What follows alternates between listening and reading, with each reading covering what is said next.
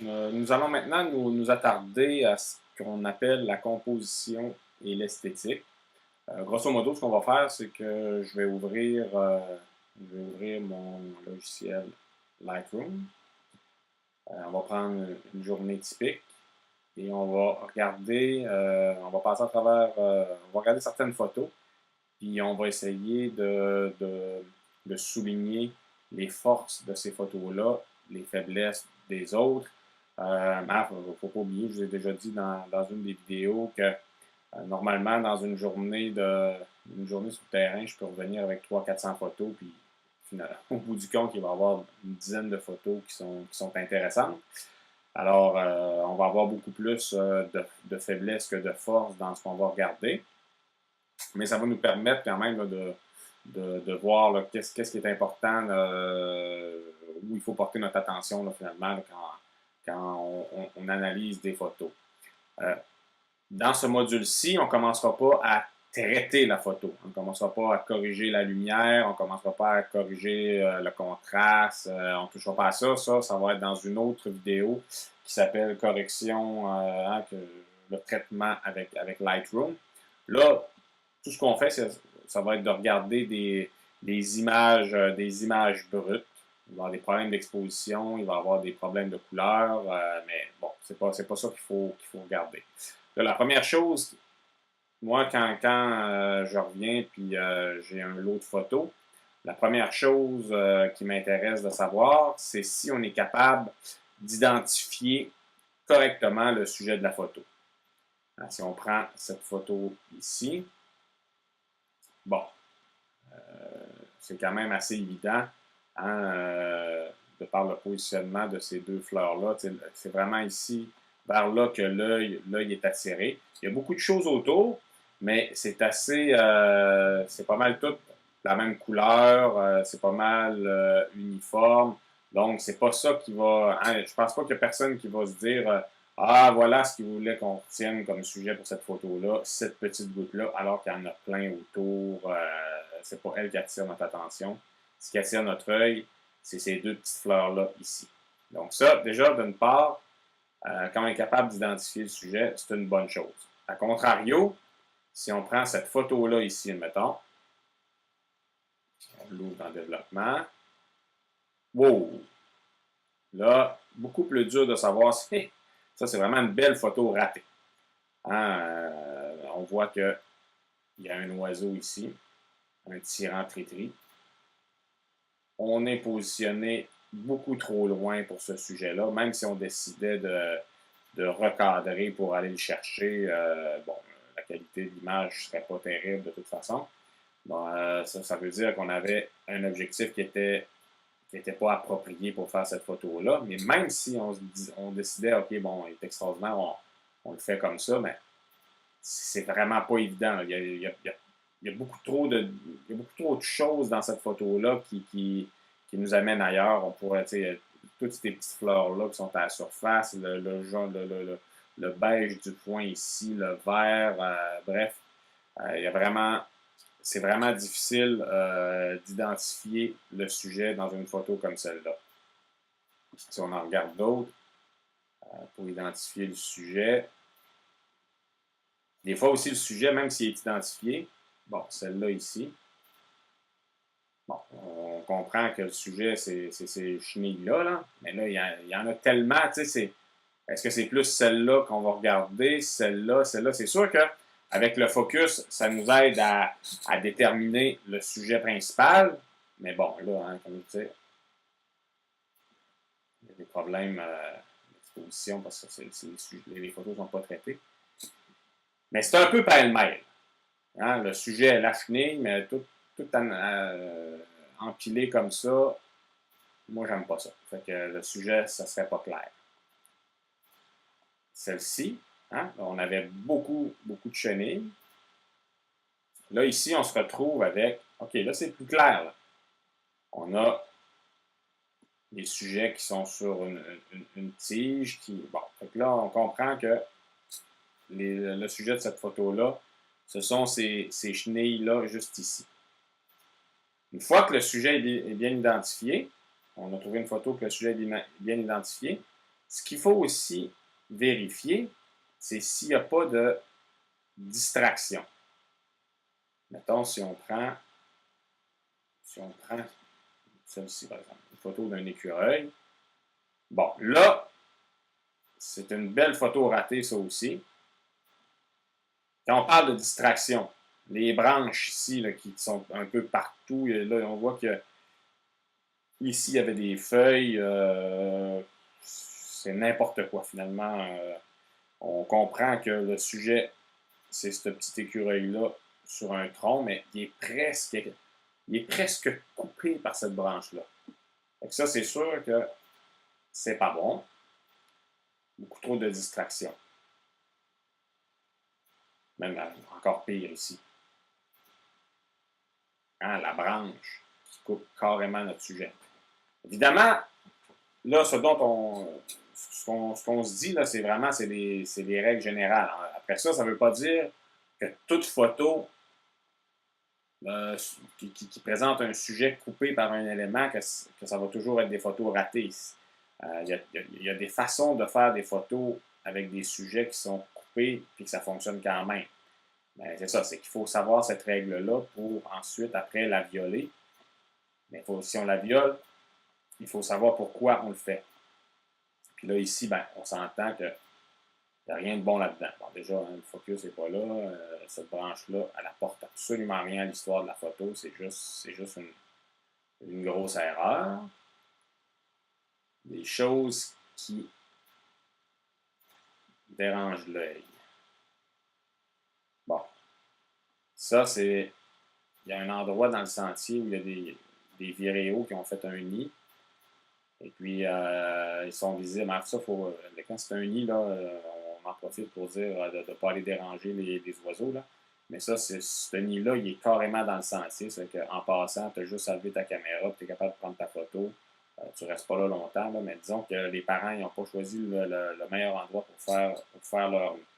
C'est pour ça que je me suis permis de faire des photos des oisillons. Bon, là, tu vois, quand on parle de choses qui dérangent, des distractions, ben, toute la bordure du nid ici, là, qui est en blanc éclatant, ben, notre œil a tendance à venir regarder ça ici. C'est pas au focus, ça dérange, c'est pas agréable. Puis en plus, il y a comme ici des éléments qui viennent se mettre carrément contre le bec de l'oiseau. Puis déjà qu'un oisillon comme ça, on n'est pas habitué de voir ça très souvent, ça fait que on a de la misère à figurer c'est quoi. Mais finalement, là, ici, on se rend bien compte que c'est un petit bout d'aile, mais c'est pas clair. Là, ça fait en termes de distraction, il y a la couleur et la lumière peuvent distraire l'œil aussi. Les zones éclatantes, ça va attirer l'œil. Puis ici, bon, c'est ces éléments-là. Oups. Voilà. Ces éléments ici, bon, ben, c'est sûr que ça vient déranger. Puis en plus, ben, il n'y a pas la face, on ne voit pas sa tête comme il faut. La couleuvre, il y a sûrement des choses qui vont... Ah, ben, ici, on a une belle distraction. Hein, une couleuvre avec... On lui a coupé la tête avec une branche. C'est pas bon. Même ici, le focus, lui, est bon. Évidemment, il y a toujours moyen, quand c'est comme ça, de travailler avec un recadrage. On pourrait venir vraiment éliminer tout ce qui perturbe notre regard. Mais bon, encore, hein, ça ne fait pas une photo terrible. C'est mieux d'en choisir une autre. Parce que des fois, même le recadrage, là, ça reste. On parle de lumière éclatante qui perturbe l'œil. Bon, ici, c'est sûr qu'on a un problème d'exposition, on était dans les buissons. Mais la couleuvre, ici, même si hein, les yeux sont au focus, elle subit une compétition intense de ce vert-là ici, puis ce blanc-là ici. Donc, notre œil se perd. Ça aussi, ça fait partie des distractions. C'est gossant, c'est pas intéressant. Beaucoup mieux, si on arrive ici, bon, cette branche-là, Là, des fois, avec le recadrage, on ne peut rien faire, mais là, ici, cette branche-là, moi, elle me dérange.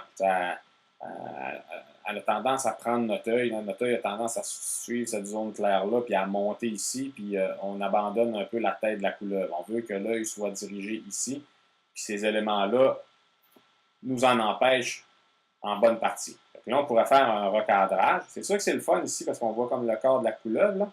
Hein, il y a comme un petit arbre ici, puis là, la couleuvre, on sent bien le mouvement de la couleuvre. Mais mieux vaut éliminer ça, puis perdre le mouvement de la couleuvre. Puis là, je vais faire une erreur. Comme ça. Fait que là, OK, là, on a éliminé les branches lumineuses qui coupaient notre sujet. C'est quand même bien. Mais là, on a comme des conflits de bordure. Là. Ici, là, il y a des petits éléments qui sont vraiment tannants. Celui-là, il ne pourra pas l'enlever. Cette brindille-là, on est rendu à côté sur la couleuvre. Donc, il faudrait faire un gros travail de Photoshop pour éliminer ça. Moi, je ne fais pas ça. Mais ce qu'on pourrait faire quand même pour alléger la scène, ça serait de couper des feuilles comme ça. Puis là, il y a ici, celle-là, elle me dérange. Fait que là, on pourrait prendre un petit outil comme ça. Oh. Et voilà. Bon, on a un gros espace ici. C'est sûr que dans notre composition, c'est toujours bien de laisser de l'espace en avant du sujet pour le laisser respirer, lui laisser le loisir de... même si c'est une photo, ça ne se déplacera pas, là, mais pour qu'on donne l'impression qu'il va se déplacer. Mais on pourrait quand même recadrer un peu par ici, enlever un peu de cet espace-là qui était quand même assez monotone. Hein? Il ne se passe pas grand-chose dans... C'est brun longtemps. Ça qu'on pourrait en enlever un peu pour ramener notre œil le plus possible sur la tête de la couleuvre. Bon, déjà, c'est sûr, là, c'est carré. Certains n'aiment pas les photos carrées, mais bon, moi, j'aime ça. C'est centré. Hein, notre élément dans la photo est centré, ce qui est une... Il y a des photographes qui condamnent ça automatiquement.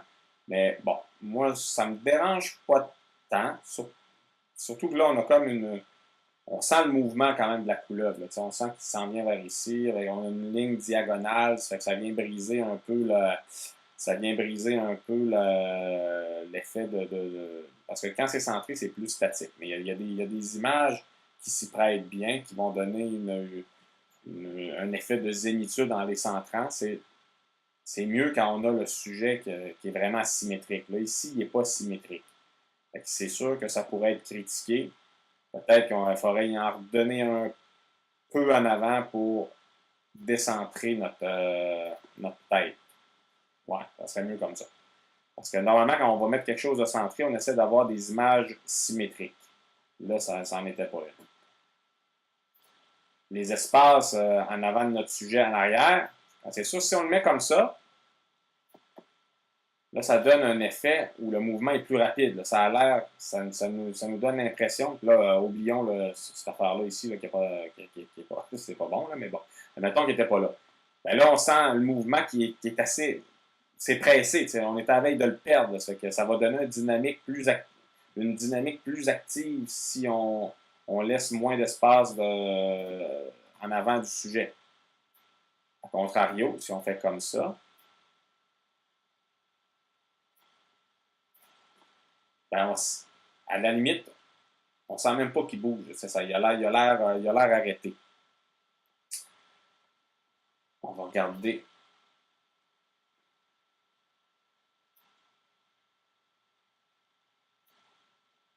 Mettons qu'on prend... Ah oui, ici, on a encore une distraction qui est... Bon, ça ici, c'est vraiment tannant. On va changer de série de photos.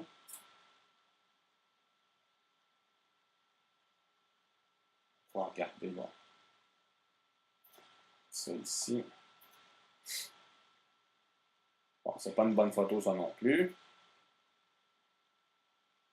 C'est une mésange qui a attrapé attraper des insectes, ouais, qui ramenait au nid. Mais le blanc ici, hein, notre œil est vraiment attiré ici. Cette zone éclatante-là perturbe l'œil, c'est pas bon. Sinon, on va regarder, on va revenir à notre couleur. Laquelle? Parce qu'une fois qu'on a on a identifié notre sujet, et que c'est une identification évidente, qu'on s'est rendu compte qu'il n'y avait pas de distraction dans l'image qu'on est en train de composer. Ensuite,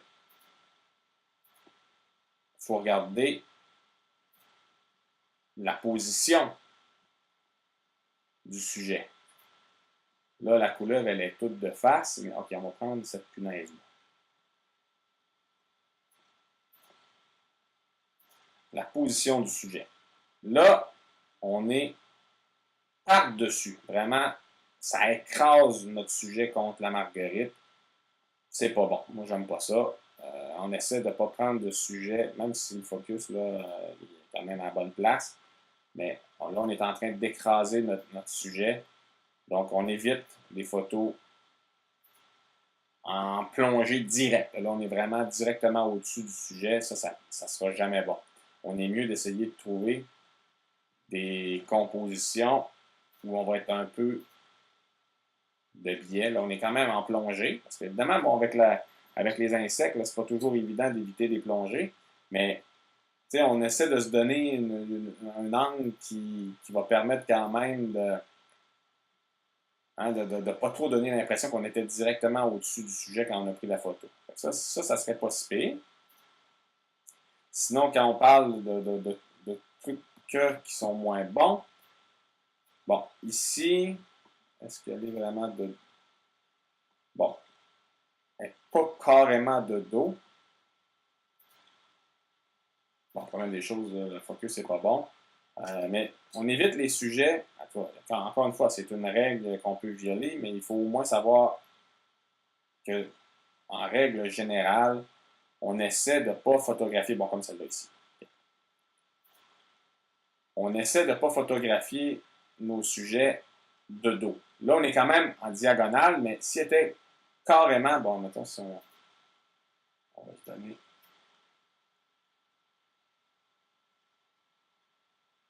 Ça ne le fait pas tant, là, mais on reste avec une diagonale. Mais s'il était carrément de dos, normalement, c'est moins bon. C'est une règle.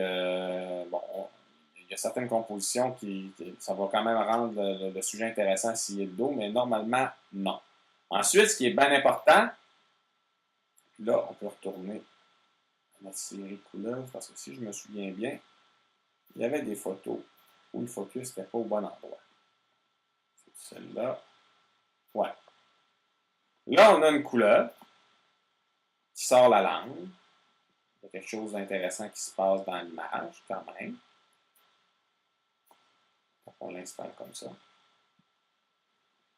Mais là, on regarde où est notre focus. Là, le focus, il est ici. Il est ni sur la langue, qui est ça, c'est le mouvement. Ça aurait pu être un choix de vraiment faire le focus sur la langue. Mais quand c'est des reptiles, des amphibiens, des animaux que le cerveau humain est plus capable, est plus en mesure de s'identifier et se représenter, les mammifères, les oiseaux, c'est toujours assez périlleux de ne pas avoir le focus sur les yeux. Les insectes, ça pardonne davantage si on n'a pas le focus sur les yeux parce que c'est tellement des animaux qui sont surprenants parce qu'on ne les voit pas souvent que ça peut quand même fonctionner finalement si le focus n'est pas sur les yeux. Mais pour un reptile, et là, on aurait pu se dire, OK, là, moi, je veux vraiment comme message montrer comment que cette langue-là de la couleur rayée du Québec est quand même spectaculaire, hein, toute rouge avec les pointes noires, c'est long. Ça pourrait être là qu'on met le focus. Mais là, on n'a même pas réussi. Là, le focus n'est pas sa langue, puis il n'est pas ses yeux. Il est ici, entre les deux, entre la narine puis l'œil. On s'entend que ça, c'est irrécupérable. C'est pas intéressant, ça dérange. Même si c'est pas flagrant, que le focus n'est pas sur l'œil, moi, c'est sûr qu'une photo comme ça, je la conserverai pas. J'aime mieux, si on va chercher celle-là, On est sur le focus à la bonne place. On va attendre. Vas-y, place-toi. Des fois, ça y prend du temps, mon ordi, pour se placer. Bon, voilà. Là, on a le focus vraiment au bon endroit. Hein? La zone où tantôt on avait le focus, non. Là, on est vraiment sur l'œil. Là, évidemment, on est en F13. Imaginez-vous, là, en macro, c'est pas toujours évident d'avoir une longue zone de focus. Là. On en a un bon exemple ici, là, F13, puis tout ce qu'on a au focus, c'est vraiment juste la bande autour de l'œil. Même la langue, mais c'est pas grave, on a du mouvement. Mais la langue n'est vraiment pas au focus. Mais on a l'œil. Ça fonctionne, ça. En tout cas, moi, je trouve. On a-tu d'autres ou si on change de série, ah oui, on peut retourner au nu.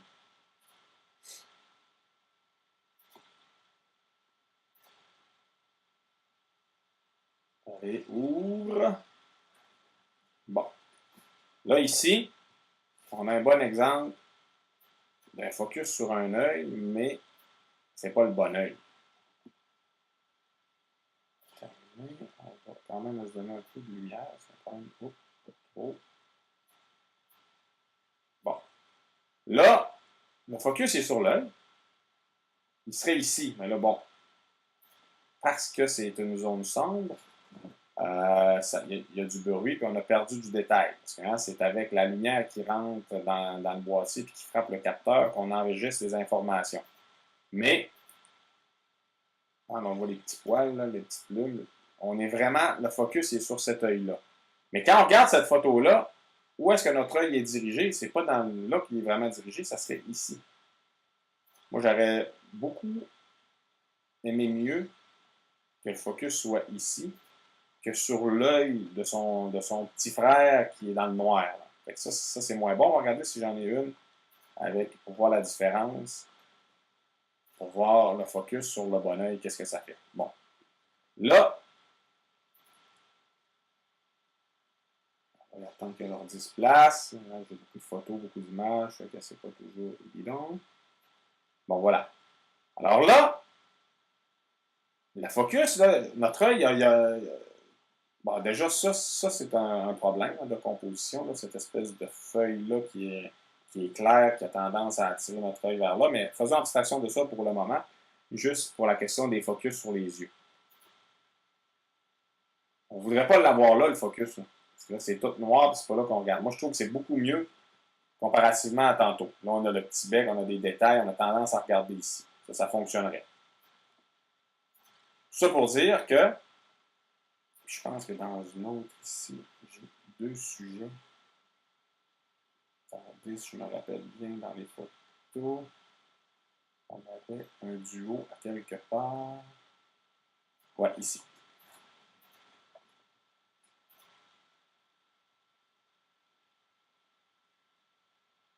On a des scarabées du rosier. Et là, c'est moins évident de savoir, OK, lequel. Parce qu'on ne peut pas avoir, à moins qu'on ferait du focus stacking. Le focus stacking, c'est plusieurs photos qui sont prises avec des focus différents, puis qu'on empile au bout du compte avec un logiciel comme Photoshop. Mais là, ça permet d'avoir une plus grande zone de focus qu'avec la seule zone de focus que nous donne le boîtier. Mais là, faisons abstraction du focus stacking. Puis là, on travaille. On est en nature. On ne peut pas avoir les deux sujets au focus. Les deux yeux, ça se peut pas. Fait que là, c'est un choix à faire. Là, c'est pas évident. Là. Bon, déjà, ça, c'est tannant. Ça, on peut faire ça. Comme ça. Là, on voit que le focus est vraiment sur l'œil du mâle et non pas sur l'œil de la femelle. Ça fonctionne, mais non. La femelle est quand même plus proche de nous. Donc, si on avait le focus sur l'œil de la femelle, bon, là, il y a un petit mou de. Il y a quand même un flou de bouger, mais c'est la femelle qui est au focus là. Le mâle est flouté. Moi, j'aime mieux ça comme ça. Moi, j'aimerais mieux mettre le focus ici que sur le marbre. Alors, c'est ça. Tout ça pour dire que c'est quand on place notre focus en animalier, bien évidemment, on essaie de le mettre sur les yeux. Mais c'est pas toujours évident, étant donné qu'on est en macro, de mettre le focus sur le bon œil. Une fois qu'on a choisi, on a bien identifié notre sujet, on s'est assuré qu'il n'y a pas de distraction dans notre image, qu'on a positionné notre focus sur l'œil du sujet. Ensuite, il faut regarder les lignes. Moi, ce que je recherche, c'est vraiment les diagonales. Ça donne plus de mouvement. Ici, on a une diagonale. C'est plus beau que si ça avait été vraiment vertical.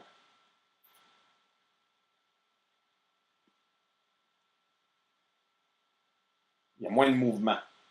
C'est plus statique. Je sais pas, il y a quelque chose, moi ça me dérange, j'aime mieux. On va ramener comme elle était, comme ça. Des belles diagonales. Et on positionne avec la règle des tiers. Quand vous avez utilisé un logiciel comme Lightroom, ça va vous mettre les 3 lignes. C'est pas pour rien qu'on appelle ça la règle des tiers. 1, 2, 3, 1, 2, 3, 1, 2, 3, 1, 2, 3, 1, 2, 3. Puis on essaie de placer les éléments forts de notre photo sur les points de force. 4 points de force. Et tout dépendant du point de force qu'on choisit, on compte une histoire ou une autre. Si on met comme ça, il a l'air il peut s'écraser contre cette bordure-là. Ça donne un autre effet. Si on y va comme on était, on sent qu'il a plus tendance à vouloir. On dirait que plus que la vie devant lui. Tandis que tantôt, il avait l'air d'être pressé un peu. Si on fait comme ça,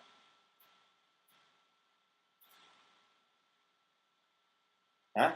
Il a l'air de. On lui donne de l'altitude.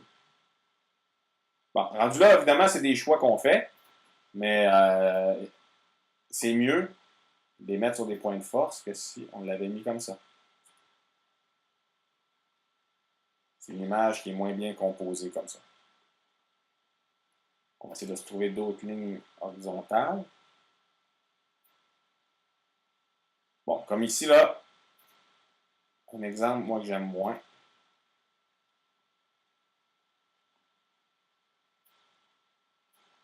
Très vertical. Dans les lignes, dans cette composition-là, tout est vertical. Une espèce de tige ici, la tige sur laquelle il est. Bon, il y a une diagonale ici qui viendrait peut-être sauver l'arrière-plan, peut-être qu'on pourrait sauver, mais ça reste que notre sujet principal, il allait piquer ses piquettes. Ça, c'est pas.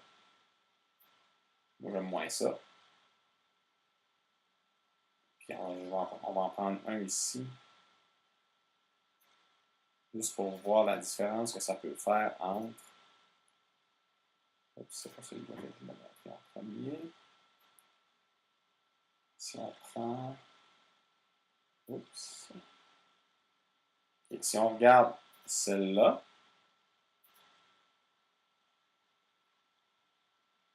c'est statique, hein, une ligne horizontale. Bon, il y a un petit effet de diagonale ici, mais c'est pas assez pour compenser le fait qu'il n'y a pas beaucoup de mouvement dans cette photo-là. Tandis que juste, des fois, se déplacer, on peut aller chercher quelque chose qui est beaucoup plus intéressant. Hein? C'est juste déplacé. Tantôt, on était parallèle à cette ligne-là, ici, genre. Je ne sais pas si c'est clair. On s'est déplacé comme ça. Puis là, on a pris notre photo. Là, on a un biais. Là, on a une diagonale comme ça, une diagonale comme ça. Plus intéressant. Ensuite, on va rester dans cette série-là. Parce que quand on parle d'esthétique, là, celle-là, Elle a été prise en lumière naturelle. Pas de flash. On voit qu'on est obligé de travailler avec des ISO qui sont élevés, d'ouvrir beaucoup, avec une vitesse relativement rapide. Il n'y avait pas beaucoup de lumière cette journée-là, donc hein, ça donne un aura de mystère à tout ça. On voit quand même qu'on était capable d'aller chercher des détails sur l'œil. Mais hein, c'est fait à main levée, ça, cette photo-là, avec une faible lumière, pas si facile. Mais moi, j'aime beaucoup plus cette journée-là. Quand on est en faible lumière, j'aime mieux y aller en lumière naturelle parce que quand on y va, si on y va avec le flash,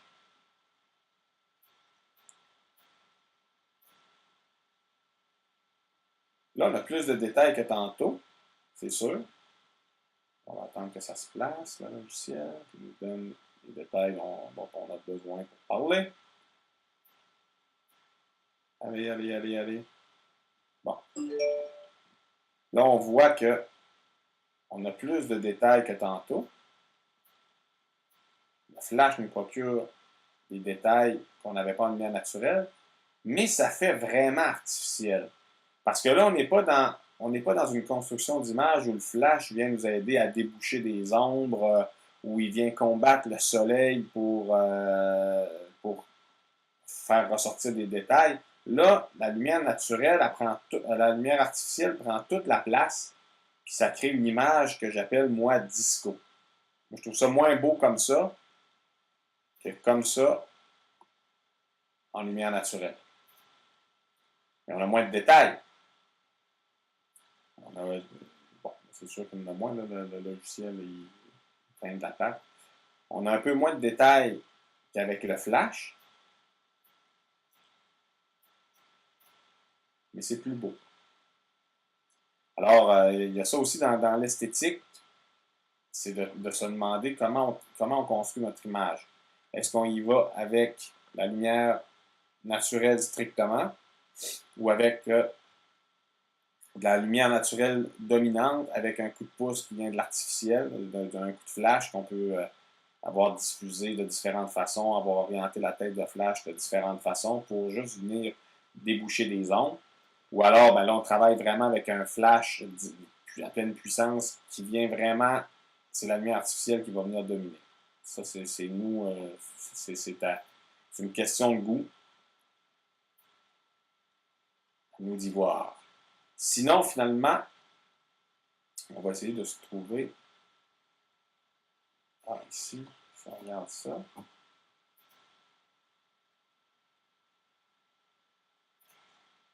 Bon, ça, c'est un bel exemple de focus pas à bonne place. On est vraiment ses pattes, les yeux sont à peine au focus. Mais ça, c'est dans le fond, il faut réfléchir autant quand on prend une photo, laquelle je pourrais choisir, qui m'inspire.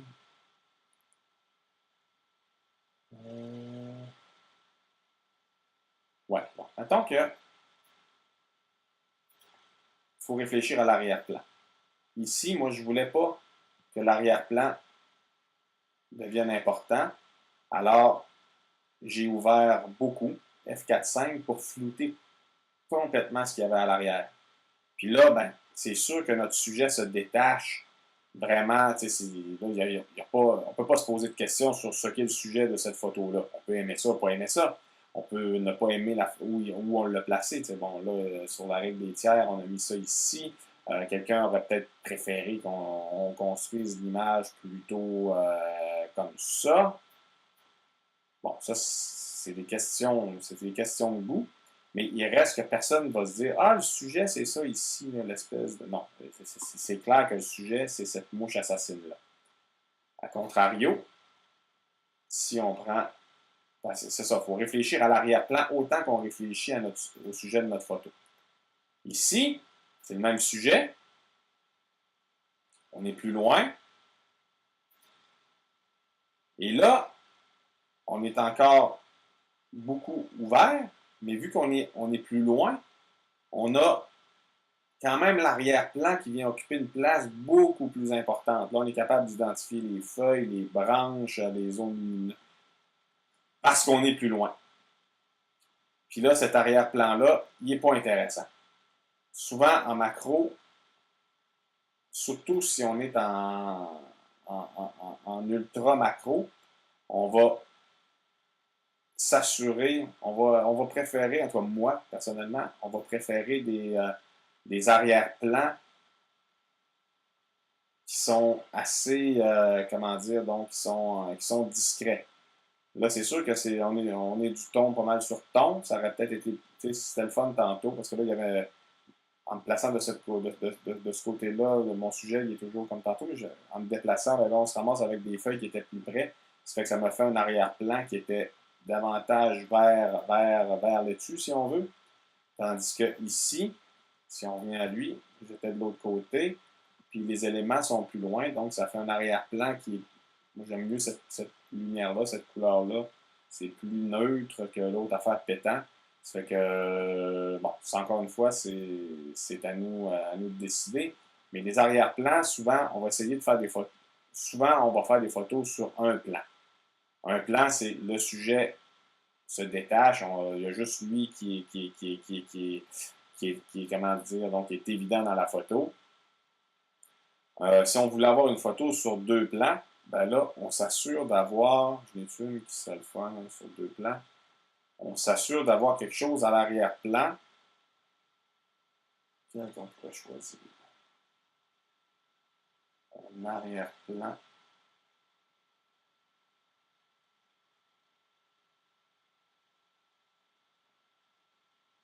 Dans cette journée-là, y a-t-il quelque chose qui pourrait faire une photo sur deux plans? Ah, ici, peut-être que ça pourrait être intéressant. Bon. Évidemment, celle-là n'est pas au focus.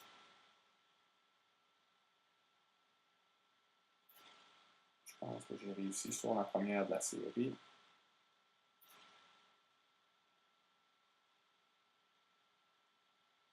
Allez. Bon, on voit que le focus est vraiment sur les yeux. On a des détails sur les chélicères de l'araignée crabe. On a un arrière-plan. Fait que là, c'est sûr on pourrait construire notre image d'une meilleure façon. Mettons comme ça. Voilà. Puis là, on a un arrière-plan. On pourrait l'éclairer. On aurait pu, avec des flashs, donner un coup de flash sur l'arrière-plan pour vraiment colorer notre arrière-plan, le faire apparaître davantage. Mais là, on a une photo vraiment sur deux plans. On a notre sujet principal ici. Puis là, on comprend qu'en arrière, c'est une marguerite. On comprend que ce sujet-là est sur une marguerite. Alors, c'est ce qu'on appelle une photo sur deux plans. Donc, ce qui est important, dans une photo, il faut être capable d'identifier facilement notre sujet. Bon, ici, je pense que c'est assez évident quand même que c'est l'araignée crabe qui est le sujet. Il faut éviter qu'il y ait des distractions. Bon, ici, on peut se poser des questions, mais moi, le ton sur ton, il ne me dérange pas. On est quand même capable de. Je pense que l'œil est assez bien dirigé dans ce point-là. Évidemment, la photo n'est pas traitée. Là. On pourrait il faudra ajuster le contraste et compagnie. Ça, c'est dans l'autre vidéo qu'on va voir ça. Le focus, après ça, on n'a pas de distraction. Le focus, il faut qu'il soit au bon endroit. Il est sur les yeux. Position du sujet, on s'assure de travailler avec la règle des tiers. On n'est pas obligé de la respecter, mais il faut la connaître, cette règle-là. Ensuite, dans les lignes, hein, on essaie de ne pas avoir trop d'horizontale puis de verticale. On essaie d'avoir des courbes, des diagonales. Bon, ici, hein, le sujet il est en oblique, ça fonctionne. Les lumières naturelles versus les lumières artificielles. Ici, on a travaillé, si je ne m'abuse, il y a l'air d'avoir un coup de flash. Oui, ici, on a un coup de flash. Mais vu qu'on est assez loin, assez diffusé, on le sent pas trop. En tout cas, c'est beaucoup moins pire que tantôt avec la mouche assassine. Fait que moi, un coup de flash ici, j'ai pas de trouble avec ça. Là, ça fonctionne. Mais c'est ça, il faut se poser des questions si on va utiliser seulement la lumière naturelle, seulement la lumière artificielle, ou ben non, on va travailler de la lumière artificielle, puis dans ce cas-là, ben, ça implique d'ajuster notre caméra en conséquence. Ensuite, la composition. Ouais, on parlait de distraction, il y a les lumières attractives aussi. Les zones qui sont vraiment éclatantes vont avoir tendance à attirer notre œil, mais ici, ça fonctionnerait. Puis la composition sur un plan, sur des plans composés, et ne jamais négliger notre arrière-plan. Donc, c'est des petites règles simples, mais qui permettent de construire des images qui sont plus intéressantes aux yeux des autres. Alors, merci et la suite dans la prochaine vidéo.